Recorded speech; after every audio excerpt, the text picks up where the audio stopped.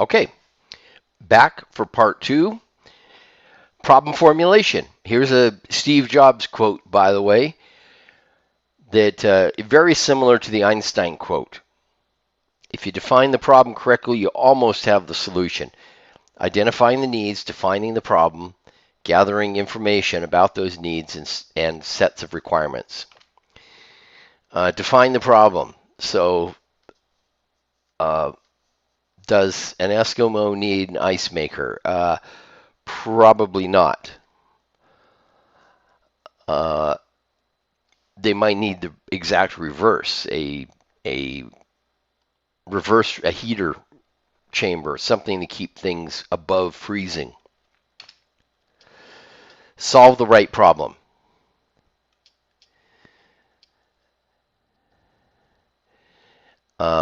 There's a video about this on YouTube. Check it out.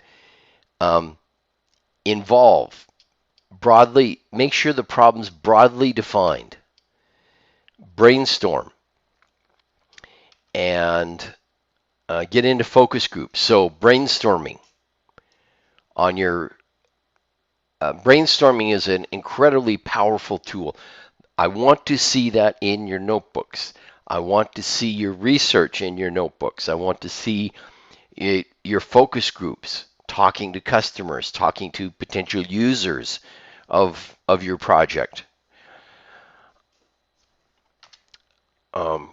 So, project definition. There's a problem. There's some problem. Sometimes you get led off course. You don't know what to do about the problem, and people will give you bad guidance. You got to decipher it. You got to get through it. So you'll get all this information about the problem to figure it out, and then instead of going to the obvious, think about what's the root cause. What is the root problem? That's where brainstorming comes in. You just list everything you can think of as an idea. Okay. And right now you're defining requirements. You're not actually solving the problem. You're trying to figure out, well, what's the root cause? That's where the fishbone comes in, by the way. What's the actual problem? It helps us organize it. Those are the kinds of things I want to see in your notebooks. If they're not there, you'll get a poor grade. For design process, there's the design process section. Okay. Why is current situation undesirable? Ask lots and lots of questions. Compare it. Competitive analysis. What caused the situation? Why do we have this problem in the first place? Gather more information from the stakeholders, defining stakeholder needs. So talk to your stakeholders, your customer, potential users, etc. Interview guide. So this is a way to decipher. By the way, you can download this. You got to register on the site, but you can download this free book, PDF book, Field Guide to Human-Centered Design. And human-centered design, to a large degree, it is our design process that we're used to, but it goes to satisfying the needs of the customer. One group went to Africa, and there's a village that made bricks. And they had to haul these bricks up to a road about 300 yards away. Very laborious task, And so they went in, they looked at the situation, they said, well, brick making is very laborious. What we're going to do is we're going to make a machine that pours in the mud so you can produce a lot of bricks fast. The real problem was transporting the bricks up to the road, because the people in this community, they liked to get together and make bricks by hands. It was a communal thing. This was their social gathering to work on making these bricks. And so the machine to make bricks faster went unused, but the problem still remained. The labor it took to get from the village to the road. That's why you do this. That's why you have an interview guide with your customers.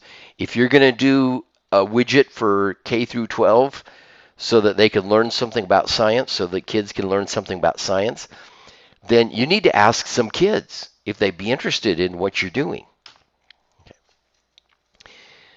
Um, okay, this is resources, resource flow. You know,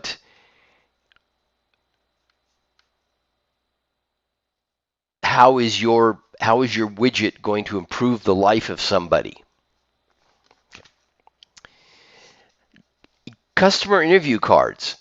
So give the cards out. And here's an example of the cards. All the cards are in that design kit, by the way. And mix them all up. Sort them from um, sort the cards. In other words, ask the customer to sort the cards. Would the sorting order be different if you had more money, were older, lived in the city, and so forth? Problems that people have. Make your own cards, by the way. You're trying to solve a particular problem. So these cards are visuals.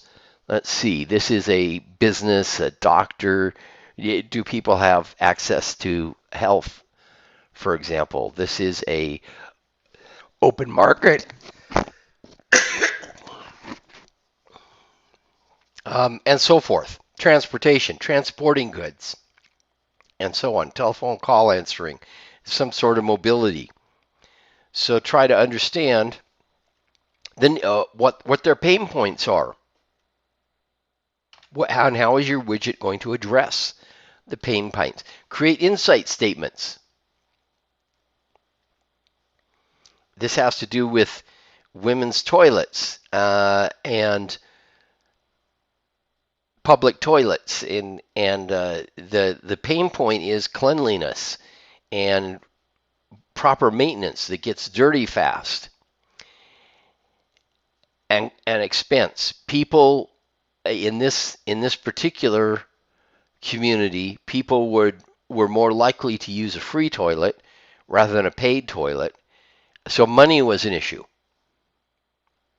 You needed free toilets, but clean. Okay, and that was the problem that they had to address. So here's the example of that. Here's all the different tools we've already talked about to group things into themes. Select the top 3 to 5. Okay. Find opportunities. How might we fulfill the insight, solve the problem? Brainstorm at this point. Now we're actually getting into the next phase. That's to solve the problem. Right now, though, we want to identify the needs. We need to identify the requirements. So here's a business model campus. How you're going to strategize your product. Resource assessment. Activities, etc. Use these tools and put the outcome, the results of your discussions, your interviews, and so forth into those notebooks that you're creating. Okay. Growth framework. Existing offerings, new offerings, existing users, new users. So here, existing offerings, existing users, televisions are down here mostly. You're gaining new users. You got some evolution going on the kind of middle line here, from existing to something absolutely new. The smartphone 10 years ago, or the stupid phone, depending on which way you look at it. 10 years ago, that was revolutionary. Pitch your project. So that's your progress report. This is what goes into your progress report. Searching for the solution. Gathering the data, surveys. We've already gone through some techniques to survey. Research the possibilities. What's the timeline? Oops, come on. Present your information well. Again, your progress report. I want to see a clear set of requirements and the research process you use to get to that set of requirements. Okay, I'm going to stop the video here. We'll go on to the next video. Next video we'll pick up right here.